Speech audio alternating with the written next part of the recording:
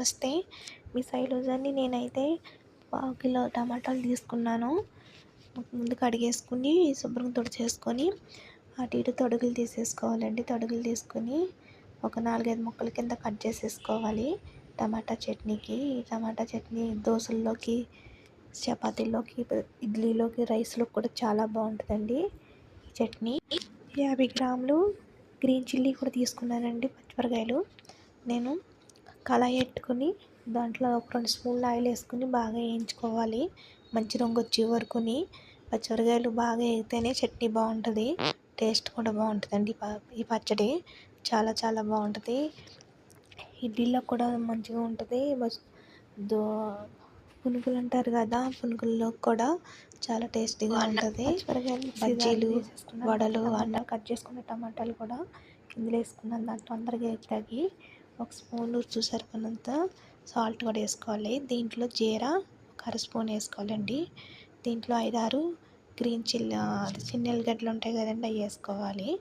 ఇందులోని బాగా వేగనివ్వాలి. టమాటాలు సిమ్లో పెట్టి ఇవి కూడా ఎర్రగా మంచిగా రంగు వచ్చే వరకు బాగా సిమ్లో పెట్టి బాగా వేగనివ్వాలి. దీంట్లోని నువ్వుల పొడి 1 స్పూను నువ్వుల పొడి వేసుకుంటున్నాను. నువ్వుల పొడి వేసుకున్న వల్ల వేయించుకొని వేసుకోవాలండి. నువ్వుల పొడి చాలా టేస్టీగా ఉంటుంది ఈ పచ్చడి. నువ్వులు వేస్తాం వల్లను ఇది స్పెషల్ ఏంటంటే ఎక్కువ నువ్వులు వాడతారు ఈ పచ్చడికి. ఇలా టమాటా పచ్చడి దోశల్లోకి, రైస్లోకి తిన్నప్పుడు ఇలా కొంచెం నువ్వులు వేసుకుంటే బాగుంటుంది. కాస్తంత నిమ్మకాయ సైతం చింతపండు కూడా వేసుకోవాలి పులుపు కోసం. మరీ ఎక్కువ వేసేసుకోకూడదండి, సమానంగా వేసుకోవాలి పులుపు.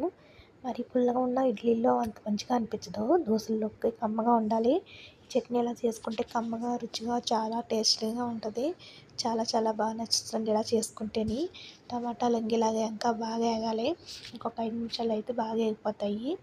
ఇలా మెలిపేసుకోవాలండి. మెలిపేసుకుంటే తొందరగా వేగుతాయి మనకి. ఆయిల్ కూడా ఎక్కువ ఏం పట్టదు. దీనికి ఏం తాలింపు అది అవసరం ఉండదండి. కచ్చా పచ్చా చేసుకోవాలి ఈ చట్నీ. చూసారు ఇలాగా చట్నీ మరి పేస్ట్లో కాకుండా బరగ్గా రైస్లో కూడా వేసుకుంటాం కదా, అంత బరబరగ్గా చేసుకోవాలి చట్నీ. చాలా టేస్టీగా ఉంటుంది. చాలా చాలా బాగుంటుందండి. తప్పకుండా మీరు ట్రై చేయండి. మీ ఫ్రెండ్స్ వాళ్ళకి కూడా షేర్ చేయండి. ఈ వీడియో నచ్చితే మీకు లైక్ చేయండి ఫ్రెండ్స్. వీడియో అసలు చూస్తా లేదు, ఏమి లైక్ చేస్తా లేదు friends. Please friends, bye friends.